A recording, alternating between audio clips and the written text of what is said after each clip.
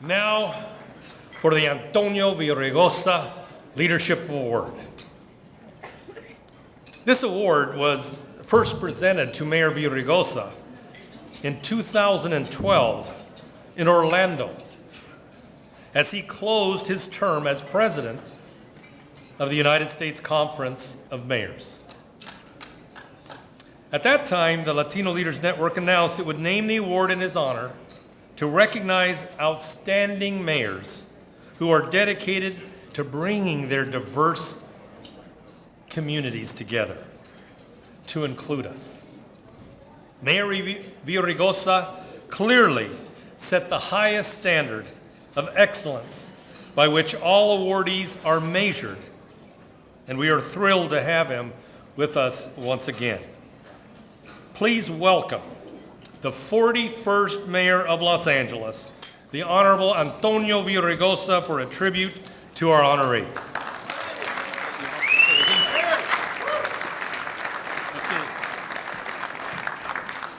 You know, I say this every year, but like in every community, you know, leaders in that community have different paths, different ideas, and there's oftentimes a tension between them, sometimes even an animus. Mickey's been the bridge. Mickey's been the bridge across this country with Latino electeds, with people who care about diversity and inclusion, no matter their race, ethnicity, orientation, religion, or origin. He's like the spoke that keeps the wheel moving. And so I couldn't be prouder to be here, because the Latino Leaders Network is not just about bringing Latinos together. In fact, it's very little about that. It's about acknowledging our leaders among us, but most importantly, about connecting us, about bringing all of our leaders together. If those of you who have come again and again, and the sponsors, thank you for being here again and again, know that the recipients can trace their origins to Ireland and Italy and Mexico and Africa and, you know, every part of the world.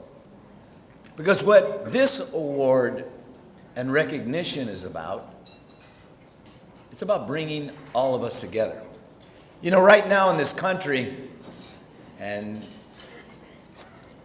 you know what I've always loved about Tony, and he's right, there was some tension over the years, but what I've always loved, and I've told him 100 times, I love his passion. I love how much he cares. I love how proud he is of his family, his parents, their struggles, his wife, who's always, always there by his side, in front, oftentimes, but right there along his side. So proud of that, proud of who he is.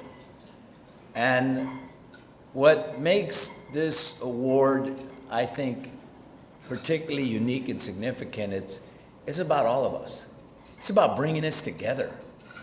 It's about saying that in this great country of ours, we come from every corner of the earth with our hopes and our dreams, and real leaders bring us together.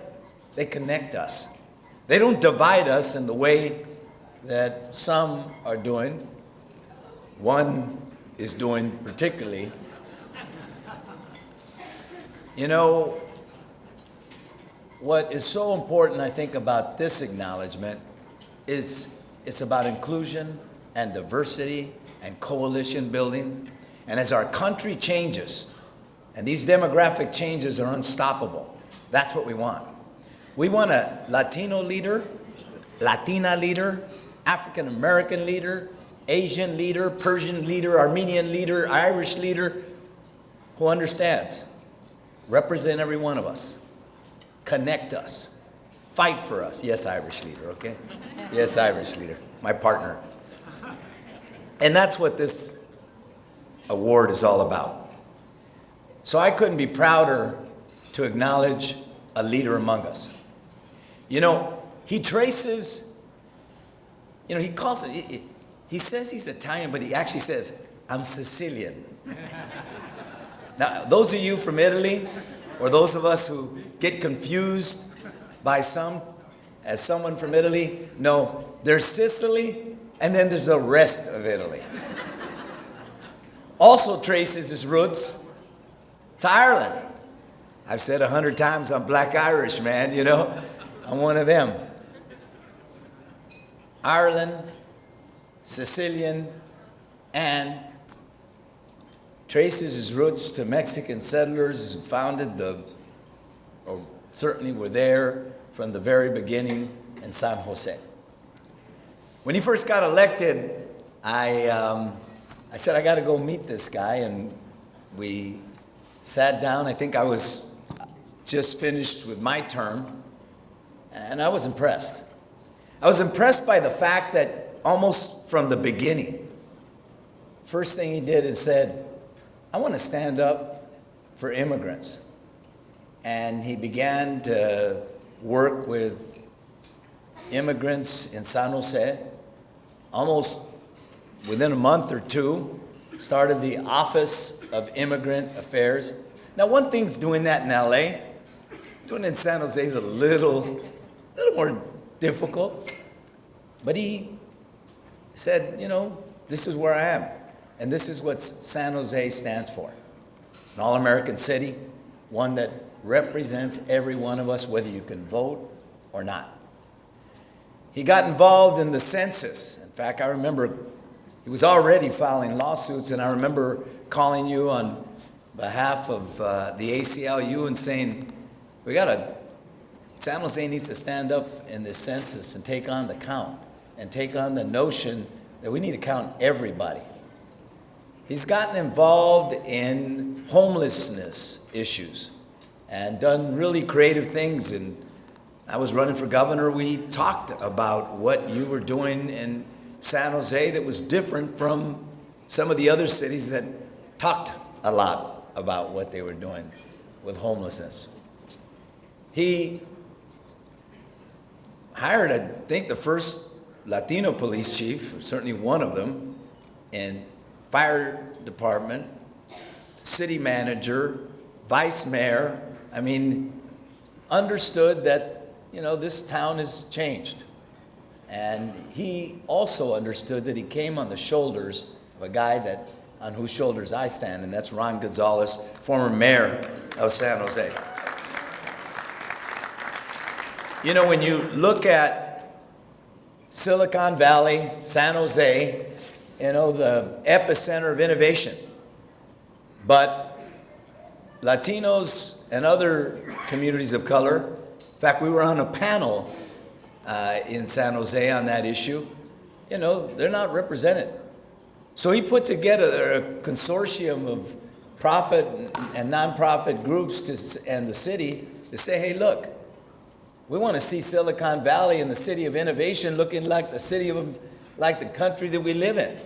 Every one of us need to be in the jobs of tomorrow. And I couldn't be prouder to be here today to acknowledge my friend. Also, like you, Tony, he has a better half, married to a Mexicana, and who I love, by the way. Big fan of hers as well. And she'd be here with us, but she was a little under the weather. But I couldn't be prouder to announce a mayor of inclusion, a mayor who understands that diversity is our strength, a mayor who brings us together, Mayor of San Jose, California, Sam Liccardo. My brother.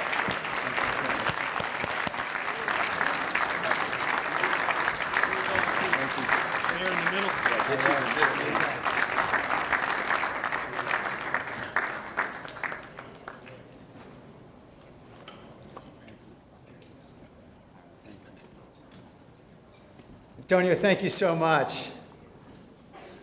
Muy buenas noches a todos. Muchísimas gracias.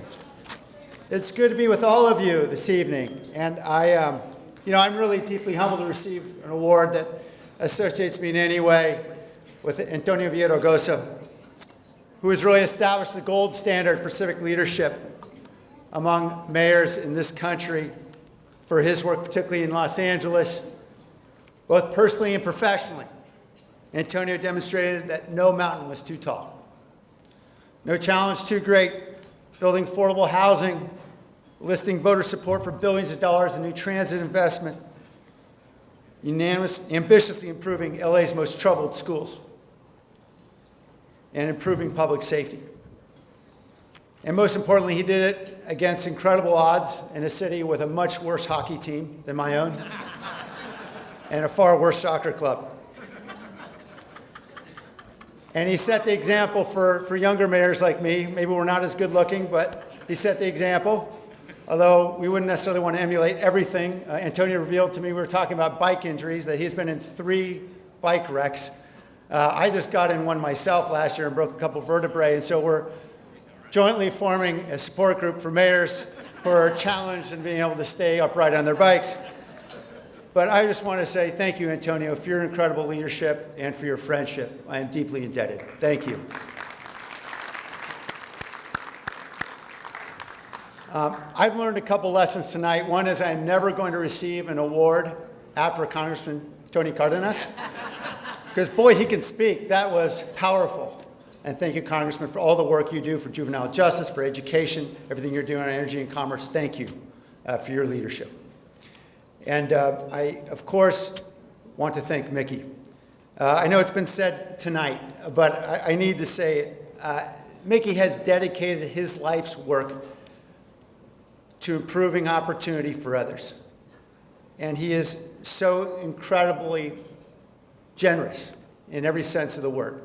Whether it was helping young Latino students attain their college dreams, helping mayors and cities achieve their goals when he was at the White House, or today providing a convening force for community empowerment in cities like San Jose and throughout the country. You've become such an incredible catalyst for us, Mickey, in so many of our communities to rediscover and foster the leadership within our own Latinx communities. And I am so tremendously honored by this, and I'm so grateful that we're all together tonight. Thank you, Mickey, for your life's work.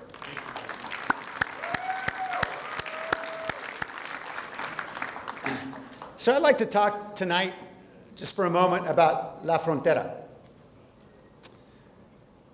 I think a lot of folks in this room are pretty intimately familiar with the phenomenon of frontera communities. Border towns like San Isidro, Calexico, Nogales, El Paso, seemingly at the intersection of 2 worlds, featuring a collision of 2 cultures, the juxtaposition of 2 realities. But with the passing of generations and the evolution of our American experiment, that frontera experience has migrated further north, particularly for 11 million of our brothers and sisters who struggle daily in the shadows of their undocumented status. The frontera has seemingly followed them into each city and each neighborhood, where all of us live. In America's 10th largest city, San Jose, our 1.1 million people reside far from the border, about 450 miles north. But the frontera in San Jose runs along the Coyote Creek, a few blocks from my house. It's a small, unnavigable river that usually dries up in the summertime. But for thousands of San Joseans, hundreds of thousands, it could be wider than the Rio Grande.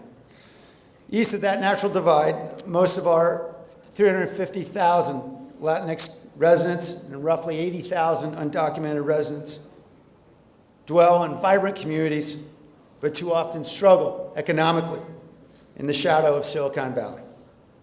Their incomes amount too often to a small fraction of those earned by employees of the tremendous multinational companies just a few miles to the west, companies with names like Facebook and Google and Apple and Cisco and Netflix. Too many endure all the challenges of poverty that we know too well in our communities. And the cruelest irony is that many of those families were there first. That is, they were working, and their predecessors, their antepasados who were working in the orchards and the canneries and the factories well before the invention of the first semiconductor. So San Jose is very much a frontera community at the intersection of two worlds. It's where engineers developed the first disk drive and where Cesar Chavez launched the first grape boycott. The birthplace of both Siri and Steve Wozniak, and where Spanish language radio stations still have the largest listenership. And I have increasingly found my life situated on the frontera at that intersection between those worlds. And I want to be clear, I did not experience those hardships myself. I grew up as a child in the suburbs, largely unaware of my own white privilege, and perhaps more remarkably, unaware of my own Latino heritage. I was blessed to have parents, Salvador and Laura, who could afford college tuition for all 5 of their kids and made that commitment to us. My mother's maiden name is Aceves, and several generations of our maternal ancestors immigrated from Mexico to marry other immigrants. And some had lofty social status, became leaders in the Mexican army, and others had humble origins, including our gran abuelos, Rosita Flores and Teodoro Aceves, came from Guanajuato with nothing and built a life in San Jose. And I had scant knowledge of any of this in my childhood. My mom made tamales at Christmas, and we all broke piñatas on birthdays. But my uncles, whenever we talked about their ancestors, they denied that they had any Mexican blood. They said, no, we're Spanish. Whenever my mom would mention our Mexican forebears. And to be sure, my parents were committed to social justice. My dad used to volunteer time as an attorney to help Chicano students who were protesting at San Jose State, and he worked on contingency for clients who were recommended to him by Cesar Chavez to represent farm workers. And my mom would open our home to various folks that come in at dinner time, including one woman when I was 6 years old by the name of Dolores Huerta. That was remarkable. I guess I wish I would have known then. But amazingly, we just didn't talk about our Mexican heritage. So I really learned about it in the last decade or so with the help of a few friends and spurred on by my wise Latina wife, Jessica, after we moved in to our neighborhood east of downtown. And the omissions of my childhood, of course, were small, compared and really insignificant compared to the silence endured by so many children in all of our frontera communities. I recall Omar, a 4th grader. I tutored at a local elementary school. He didn't speak about his parents because, as I knew, his mom was undocumented. I think of Mireya, my wife's young cousin, who couldn't explain to her principal why she didn't go to school the day she was so afraid that ICE would come and arrest her dad, who was undocumented. And how many children in all of our communities have been warned not to speak Spanish in public. This is the silence of the frontera. It's reinforced by the specter of Trump's muro fronterizo. It is a silence that inures solely to the benefit of occupants on only one side of that frontera. Those of us privileged to eat affordable fresh food, so long as we overlook the substandard wages and working conditions of those migrant workers who pick the food. It's a silence that benefits those with elderly parents and young children who affordably avail themselves of undocumented care providers. But the silence is an unconscionable burden to millions of our brothers and sisters, and in some instances, a greater insult to their dignity than the oppressive conditions under which they endure. The silence deepens the isolation of the frontera. Those on one side suffer while the inhabitants on the other side remain oblivious to that suffering. And it's for this reason that this network is so critically important. For many of us whose lives straddle both sides of that frontera, we must communicate the realities of our frontera communities to the rest of the nation. We must lift the aspirations and opportunities of those who have endured the hardships of the frontera so that they can share their stories.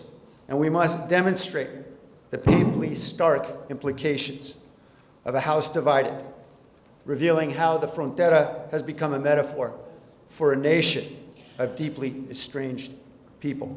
As David Brooks recently described it, we remain mired in the golden age of theism, the belief that there is some malevolent they out there, and they are destroying the quality of life for the rest of us. We have to be able to show this divided nation how they can see themselves within the faces of their own suffering neighbors.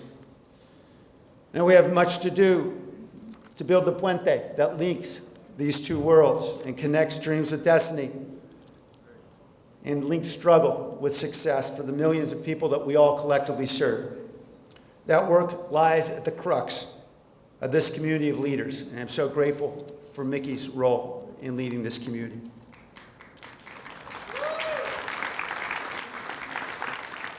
Whether from the example of my predecessor, Ron Gonzalez, building more affordable housing in San Jose than any California city during his tenure, who has spurred me to lead an effort for a March ballot measure that would generate more than $70 million a year for affordable housing. My good friend Robert Garcia, whose leadership with Long Beach College Promise Program provided a blueprint for our own program, which now eliminates the cost of tuitions, fees, and books for 1,600 low-income San Joseans. Or Carmen Yulín Cruz, who spoke with us, I believe it was just last year, Mickey, who stood up courageous to the Trump administration when the federal government failed to respond to the dire need of her San Juan residents, and inspired many mayors to band together as we have filed lawsuits on everything, fighting the administration's position from DACA recipients to the census. Or, of course, Antonio Villaraigosa, whose Hire LA program became a model for teen jobs. And we launched in San Jose. And so as a result, more than 4,000 young people, most of whom are Latinx, have benefited from summer jobs and job training as well as financial literacy classes. Thank you, Antonio, for your example. With all these efforts and many more of so many people in this room, we will break down the barriers of our frontera communities and bring our disparate worlds together. And of course, we're in an election year, in a uniquely troubled moment in our nation's history. And we certainly must support the leaders who can heal the divisions of our frontera nation. I was just talking an hour ago at the reception with the Pico Mayor, Michelle de la Isla, who is courageously running for Congress for the first time. Let's get out there and support her. In Kansas, yes, absolutely. And of course, we must reclaim our democratic institutions and remove their greatest threat, a despotic president who thrives politically by exacerbating the divisions of the frontera. In the words of the great playwright Luis Valdez, el futuro pertenece a ellos que pueden imaginarlo. The future belongs to those who can imagine it. This year, we have the opportunity to reimagine a new future for our nation, one united rather than divided by its frontera experience. In the spirit of Si Se Puede, I look forward to working with each of you in the year ahead to make those dreams come to reality. Thank you all.